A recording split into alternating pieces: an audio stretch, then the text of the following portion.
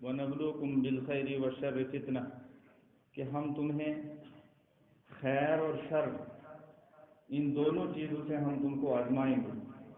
کبھی کسی کو خیر سے نوازتا ہے اللہ رب العالمین تو یہ بھی اللہ کی طرف سے آزمائش امتحان ہوتا ہے، اور کبھی کسی انسان کو اللہ رب العالمین غم میں ڈالتا ہے، پریشانی میں مبتلا کرتا ہے، آفات یا مصائب اور آلام اس پر آتے ہیں، تو یہ بھی اللہ کی طرف سے ایک امتحان اور آزمائش ہوتی ہے۔ لیکن ایک وقت وہ بھی آتا ہے جب یہ انسان اللہ رب العالمین کے دربار میں گڑ گڑاتا ہے، اللہ رب العالمین کے دربار میں آتا ہے اور اللہ رب العالمین سے سوال کرتا ہے، اللہ رب العالمین سے مطالبہ کرتا ہے کہ پروردگار میرے غم کو ٹال دے، پروردگار میری مصیبت کو دور کر دے، تو اللہ رب العالمین اس کی دعا کو قبول فرماتا ہے، اس کی مصیبت دور ہو جاتی ہے، اس کا غم ختم ہو جاتا ہے۔ لیکن جو ہی اس کا غم، اس کی پریشانی، اس کی مصیبت یا اس پر آئی ہوئی آفت دور ہوتی ہے تو یہ انسان سرکش ہو جاتا ہے، اللہ رب العالمین کی ذات کو بھول جاتا ہے، اللہ رب العالمین کی یاد سے غافل ہو جاتا ہے۔ یہ ایسے ہی ہو جاتا ہے جیسے کچھ ہوا ہی نہیں تھا، جیسے کچھ ہوا ہی نہیں تھا، جیسے کہ یہ سالہ سال سے پریشان ہوا ہی نہیں تھا، اس کو کبھی پریشانی آئی ہی نہیں تھی۔ یہ انسان کی فطرت ہے، جب اللہ رب العالمین اس کو خوشی دیتا ہے، اس سے پریشانیاں ہٹا لیتا ہے تو یہ انسان مست ہو جاتا ہے۔ اسی بات کو اللہ رب العالمین نے سورہ یونس میں بیان فرمایا، سورہ یونس آیت نمبر 12، اللہ رب العالمین نے ارشاد فرمایا وَإِذَا مَسَّ الْإِنسَانَ الضُّرُّ، اور جب انسان کو کوئی غم آتا ہے، کوئی نقصان پہنچتا ہے انسان کو کسی بھی طرح کا، مالی جانی یا اور کوئی پریشانی، نقصان میں مبتلا ہوتا ہے، پریشان ہوتا ہے، غم میں پڑ جاتا ہے، کسی آفت کا شکار ہو جاتا ہے، جب یہ بات ہو جاتی ہے وَإِذَا مَسَّ الْإِنسَانَ الضُّرُّ، پریشان جب ہوتا ہے انسان، جب یہ نقصان انسان کو پہنچتا ہے دعانا لجنبہ، تو یہ اللہ کو پکارنا شروع کر دیتا ہے، اللہ رب العالمین کو پکارنا شروع کر دیتا ہے، دعائیں مانگتا ہے، فریاد لے کر آتا ہے، شکایتیں کرنا شروع کر دیتا ہے۔ کیسے؟ لجنبہ، چاہے وہ سویا ہو، چاہے سوتے ہوئے، اس کو سونے میں بھی قرار نہیں ملتا ہے، جب سوتا ہے قرار نہیں آتا ہے، پریشان ہوتا ہے، غم زدہ ہوتا ہے، بہت زیادہ تکلیف میں ہوتا ہے، تو سوتا ہے قرار نہیں آتا ہے، اطمینان حاصل نہیں ہوتا ہے، اللہ کو پکارتا ہے، اللہ کو وہاں بھی پکارتا ہے، سو کر بھی اللہ کو یاد کرتا ہے، دعانا لجنبہ۔ لیکن کب؟ جب اس کو مصیبت آتی ہے، جب اس کو مصیبت آتی ہے، پریشان ہوتا ہے، دعانا لجنبہ، کروٹ یا پہلو پر سوتا ہے، اللہ کو پکارتا ہے، او قاعدا او قائما، یا بیٹھا ہے تب بھی اللہ کو یاد کرتا ہے، کھڑا ہے تب بھی اللہ کو یاد کرتا ہے، ہر حرکت، ہر ساتھ اللہ رب العالمین کی یاد، اللہ رب العالمین کے دربار میں دعا۔ جب انسان پریشان ہوتا ہے یہی کرتا ہے، سوتے بھی دعا، اٹھتے بھی دعا، بیٹھتے بھی دعا، ہر جگہ، ہر وقت اور ہر حالت میں یہ اللہ رب العالمین کو پکارتا ہے۔ یہ اللہ رب العالمین نے انسان کی اصلیت کو بیان کیا ہے، اس انسان کی فطرت کو بیان کیا ہے۔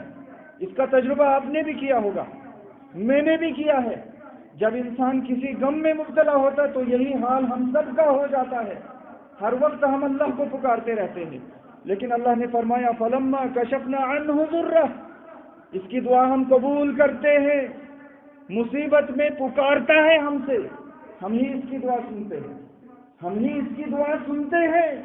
کون ہے جو اللہ کے علاوہ کسی کی دعا سنے؟ کون ہے اللہ کے علاوہ جو کسی کا غم دور کرے، جو کسی کی پریشانی کو دور کرے؟ اللہ رب العالمین فرماتا ہے فَلَمَّا كَشَفْنَا عَنْهُ ضُرَّهُ، ہم اس کے نقصان کو، اس کی مصیبت کو، اس کی پریشانی کو جب ہم دور کر دیتے ہیں، اس سے یہ ہٹا دیتے ہیں، مَرَّ كَأَن لَّمْ يَدْعُنَا، پھر یہ ایسے گزرتا ہے جیسے اس نے کبھی دعا ہی نہیں مانگی، یہ ایسے گزر جاتا ہے، نظر انداز کر جاتا ہے ساری چیزوں کو۔ كَأَن لَّمْ يَدْعُنَا، گویا کہ اس نے ہمیں کبھی پکارا ہی نہیں تھا، اس کی پریشانی خود بخود دور ہو گئی تھی، حالانکہ خود بخود کوئی پریشانی دور نہیں ہوتی۔ اللہ رب العالمین چاہتا ہے پریشانی دور ہوتی ہے، ورنہ کوئی کسی کی مصیبت بذات خود انسان کی محنت سے، انسان کی جدوجہد سے، انسان کی تگودو سے دور نہیں ہو سکتی ہے، جب اللہ چاہتا ہے تبھی دور ہوتی ہے۔ اللہ رب العالمین فرماتا ہے كَأَن لَّمْ يَدْعُنَا إِلَىٰ ضُرٍّ مَّسَّهُ، یہ پریشانی کے وقت میں اس نے ہمیں پکارا تھا، ہم نے اس کے غم کو دور کیا تھا، لیکن یہ بعد میں ایسا ہو جاتا ہے جب پریشانی دور ہوئی تو گویا کہ اس نے پریشانی کے وقت میں ہمیں پکارا ہی نہیں تھا، بھول جاتا ہے، غافل ہو جاتا ہے، اللہ رب العالمین کی ذات کو چھوڑ دیتا ہے۔ اللہ رب العالمین نے فرمایا كَذَلِكَ زُيِّنَ لِلْمُسْرِفِينَ مَا كَانُوا يَعْمَلُونَ، اسی طرح سے گناہگاروں کے لیے، حد سے تجاوز کرنے والوں کے لیے ہم ان کے اعمال کو مزین کر دیتے ہیں کہ وہ پھر ایسے ہی اللہ رب العالمین کو بھولتے ہی جاتے ہیں، غافل ہو جاتے ہیں، اللہ کی طرف ان کا دھیان پھر نہیں جاتا ہے۔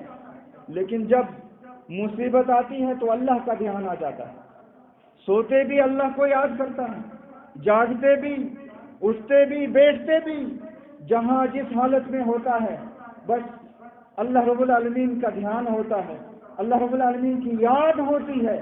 یہ انسان کی فطرت ہے، یہ انسان کا وتیرہ ہے، یہ انسان کی اصلیت ہے، اور یہی مضمون، یہی بات اللہ رب العالمین نے بہت ساری جگہ بیان فرمائی ہے۔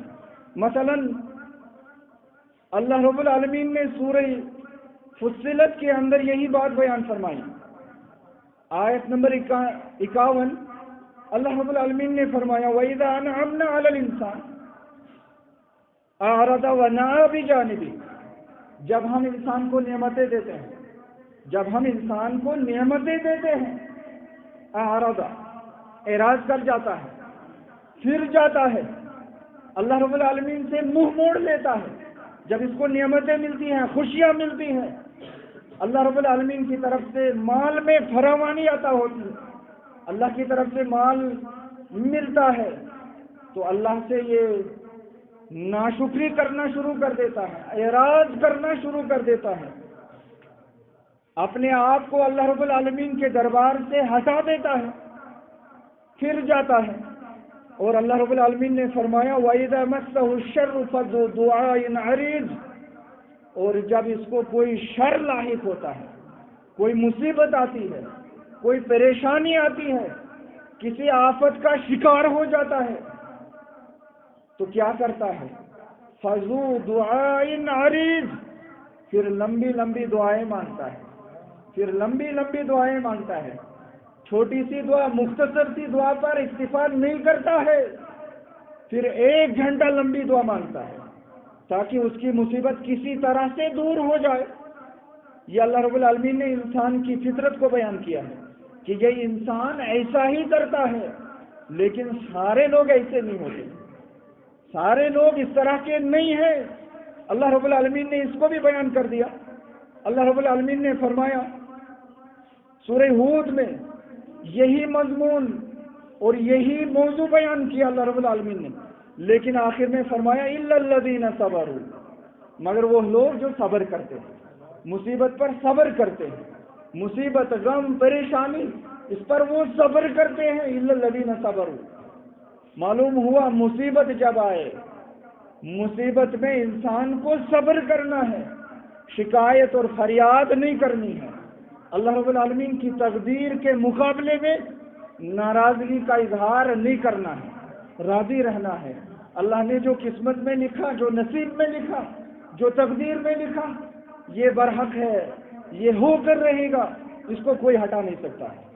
اللہ رب العالمین نے فرمایا وہ لوگ جو صبر کرنے والے ہیں، جو صبر کرتے ہیں مصیبت پر، وَعَمِلُوا الصَّالِحَاتِ، اور نیک اعمال انجام دیتے ہیں، نیک اعمال کرتے ہیں، اولئک لہم مغفرۃ واجر کبیر، ایسے ہی لوگوں کے لیے مغفرت ہے اور بہت بڑا اجر ہے، بہت بڑا اجر ہے ایسے لوگوں کے لیے۔